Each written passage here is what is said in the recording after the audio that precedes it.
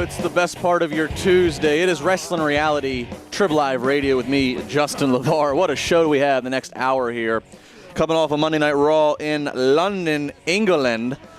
And we're going to talk about everything that went down. Of course, the WWE title picture, where it stands, the Wyatt family, Adam Rose, Bad News Barrett, and a brand new segment today.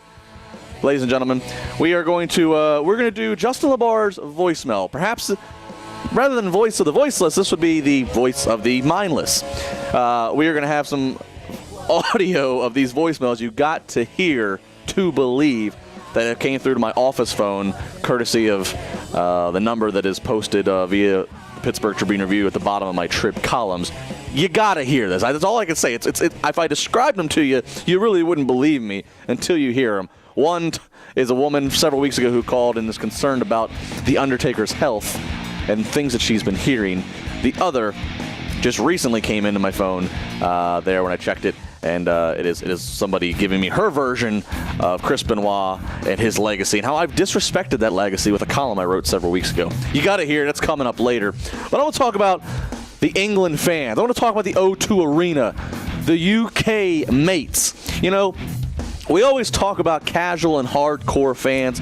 Watch a Monday Night Raw with the UK crowd, and that really shows you what it's like to have an arena full of hardcore fans. You see, in WWE, when you get to the bigger cities, bigger populations, that tends to be where you get the mass of the crowd, the mass of the 15,000 people being guys and fans who subscribe to the product in every way possible, not only through WWE programming, but things like, listening to radio shows like this, going and watching Chair Shot Reality, reading websites, both commentary and behind the scenes, quote unquote, spoilers. And it overtakes the mainstream audience that you might get at just smaller cities, smaller venues, where they simply digest only what WWE gives them. That's all they know. They don't even know that shows like this even exist. And there's something beautiful yet dangerous about that UK crowd. I love the UK fans. I've gone on record and say, the ones I've got to meet all through the States here at different meet and greets and WrestleManias and parties that I've done, I love the UK fans. I love the passion. But here's the interesting thing. Last night, that crowd was able to take a Raw, which was not poor, but nothing of huge note took place in terms of advancement and storylines. They're able to take those kind of Raws and shows and really, really blow them up and make them better than what they are. That's good every now and again. But it got me thinking, what would Monday Night Raw be like? What would WWE programming be like if every single week was in front of that kind of crowd? And it came to the conclusion it would not be as good. And we would not want that. First off, the UK crowd is the way they are because if they're going to be WWE fans, they have to really be WWE fans. They have to stay up until 2 o'clock in the morning to watch Monday Night Raw. They have to fight harder in some cases to get a hold of certain, the WWE Network.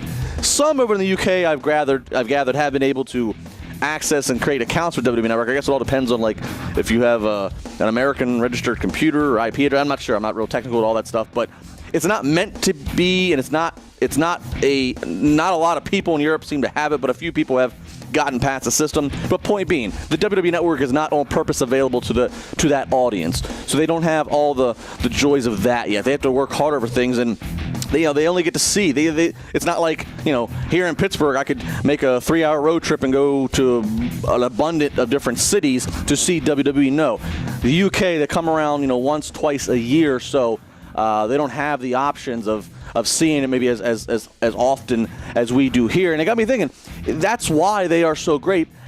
But that would die out, first off, if they got to see the program more often, if they would get spoiled. And secondly, it gets old after a while when we see every heel get cheered and every face get booed. It's fun when you know to come to expect it. We know we're going to get it in Chicago for Payback. It's fun for those crowds, but when it happens every single week, something about that takes you away from the story when that happens. So all in all, UK crowd, good job last night, but I stand by the fact I don't want to see them in the UK any more than what they already are. And to answer the question, no, UK should not get a pay-per-view. They should not get a WrestleMania. First off, there's logistical nightmares of doing all that, from time difference to money to the travel. And here's the other thing. Once again, the UK fans almost shoot themselves in the foot by being so passionate. They are such a big percentage of that audience that travels and buys up those WrestleMania packages, which include hotels and access and WrestleMania tickets and flights and blah, blah, blah, blah, blah, that if we brought WrestleMania to them, that's a huge economic loss to WWE. Those fans are going to travel no matter where it's at. So keep it away from them. Keep them traveling. Keep them having to work harder. And when they work harder, they'll be just as passionate once they get to the arena. So UK fans,